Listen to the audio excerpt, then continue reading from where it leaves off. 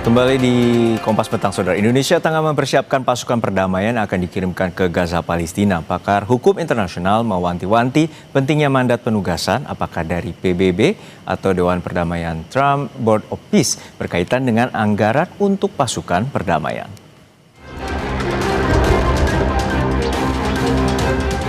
Indonesia melalui Tentara Nasional Indonesia, TNI, Angkatan Darat, tengah bersiap untuk mengirimkan pasukan ke Gaza, Palestina. Wakil Panglima TNI Jenderal Tandjo Budi Revita mengungkap jumlah pasukan dan waktu keberangkatan belum diputuskan. Sekarang masih dalam proses perundingan.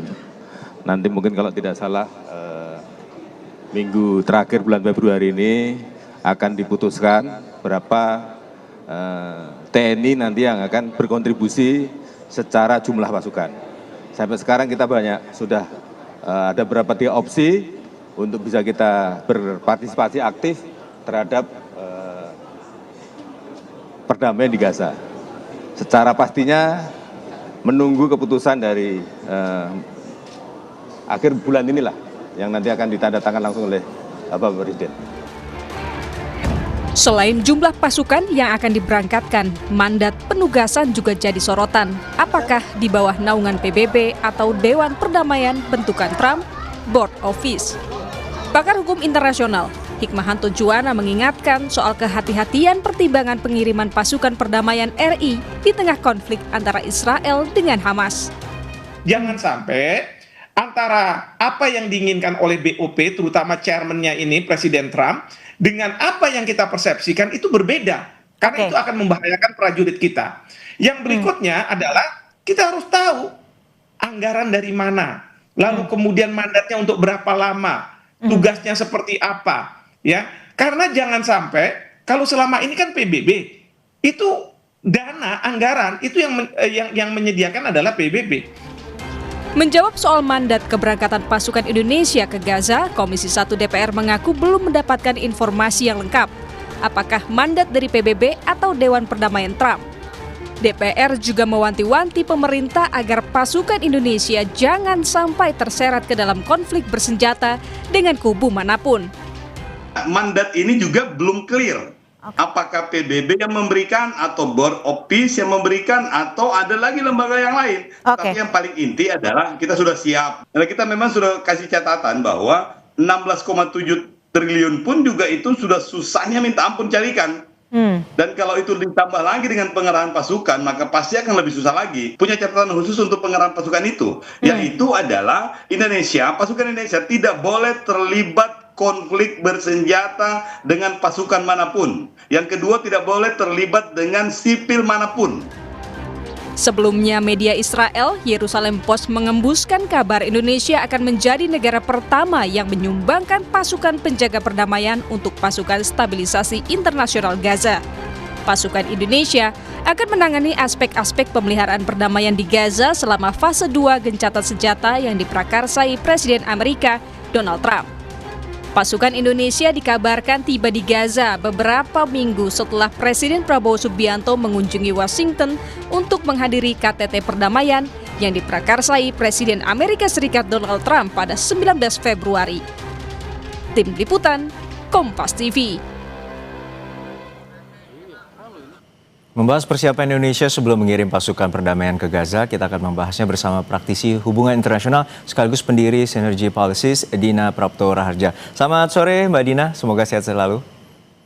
Selamat sore Mas Juno. Mbak Dina, kita mengetahui bahwa Trump juga ingin gerak cepat melakukan rehabilitasi di Gaza dan juga ini tentu memiliki indikasi dengan aliansi Israelnya untuk melakukan stabilitas di wilayah Gaza Palestina. Nah, untuk saat ini Indonesia terindikasi untuk mengirimkan pasukan sebanyak bahkan 20.000 kalau informasi dari Bapak Presiden. Kemudian juga saat ini dari KSAD menyatakan 5.000 hingga 8.000. Lalu seperti apa pandangan Anda bahwa bila nanti pasukan Republik Indonesia akan menjadi pasukan perdamaian atau ISF di Gaza? Pertama, kalau masih dipertanyakan ini sebenarnya mandat PBB atau mandatnya Board of Peace, sudah jelas ini mandatnya Board of Peace. Kita runtut lagi saja lah. Dari Trump berarti ya Mbak Dina? Dari Trump, karena kalau kita lihat bulan Desember, pertengahan bulan Desember, Trump itu sibuk mengumpulkan dukungan, meminta bantuan dari 70 negara, dia kirim undangan kan. tolong kirimkan orang untuk ISF itu. Dan di situ dia bilang permintaannya secara khusus adalah untuk mendukung troops, senjata, pasukan dan uang. Jadi artinya kita kalau join di Board of Peace itu ya kita yang harus mengeluarkan uang di luar dari yang 1 miliar keanggotaan tersebut, yang 17,6 T itu. Jadi kalau kita bicara soal pertanyaan sebenarnya mudah dijawabnya, itu udah kelihatan. Lalu yang kedua, Presiden kan tempo hari sudah mengundang begitu banyak orang ya datang ke istana ya, kemudian menjelaskan. Nah yang saya tangkap di situ berarti adalah Presiden siap untuk memberikan akuntabilitas bahwa saat ini beliau mau menguji dengan cara ikut dengan langgamnya Amerika Serikat, ikut dengan ritme yang dimainkan oleh Amerika Serikat karena beliau masih punya satu keyakinan pada momen ini cara itulah yang paling tepat. Berarti kita sebagai masyarakat ya tinggal meminta saja pertanggungjawaban dari beliau bahwa kalau dilihat dari situasi yang berkembang dan bahwa yang menghembuskan isu bahwa Indonesia yang menjadi yang pertama itu adalah Israel, ini jangan sampai Indonesia cuma kepancing gitu ya. Karena Amerika Serikat waktu itu masih kesulitan nih mencari negara yang mau kontribut untuk ISF. Jadi menurut hemat saya segala konsekuensinya kita sebagai masyarakat ya mesti antisipasi. Kita sudah bermain api, mencoba jalan unilateral yang dilakukan oleh Amerika Serikat, maka tinggal kita ikuti saja bagaimana atau kapan Presiden kemudian memutuskan untuk keluar. Anda mengkhawatirkan bahwa bila ini tentu BOP ini atau Board of Peace dari inisiasi Trump ini dengan adanya pasukan perdamaian ini tentunya akan menarik Indonesia ke dalam konflik atau jurang di Timur Tengah? Karena kalau dilihat dari lagi situasi di lapangan ya, situasi di lapangan di Israel itu nggak mungkin menjadi lebih tenang. Karena baru saja dari Partai Likud Benjamin Netanyahu itu ditetapkan kembali, dipilih kembali menjadi ketua umum.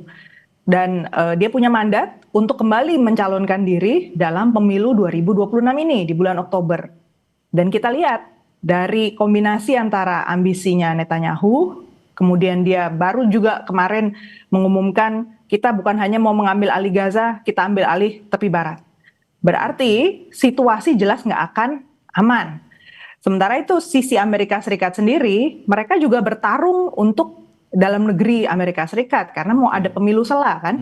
Dan situasi di dalam negeri Amerika Serikat juga bukan kalem-kalem aja, ini lagi keras juga.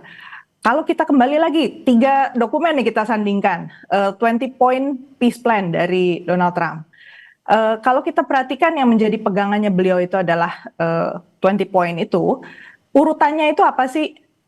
Kalau tempo hari yang kita dengar di media massa adalah bahwa kita berharap dengan kita terlibat di BOP, maka pintu humanitarian aid, bantuan kemanusiaan di Rafah bisa dibuka. Padahal kalau dilihat dari urutannya, itu masih urutan kesekian pembukaan jalur humanitarian. Karena pertama-tama Israel itu mintanya membuat Hamas dulu melucuti senjatanya, kemudian menyerahkan seluruh tawanannya. Nah ini kan belum terjadi, itu sebabnya dia nyerang lagi kan. Orang kamp-kamp pengungsian dan orang-orang di sana. Jadi menurut saya situasinya sebenarnya sangat nggak kondusif untuk berangkat mengirimkan orang kita ke sana. Situasi terseret ke dalam konflik itu risikonya sangat besar. Tapi terakhir Mbak, untuk saat ini pemerintah meyakini bahwa keberadaan Indonesia di Board of Peace, inisiasi dari Trump ini meningkatkan proses diplomasi untuk perdamaian di Gaza atau Palestina. Ya kita tunggu saja akuntabilitasnya begitu ya.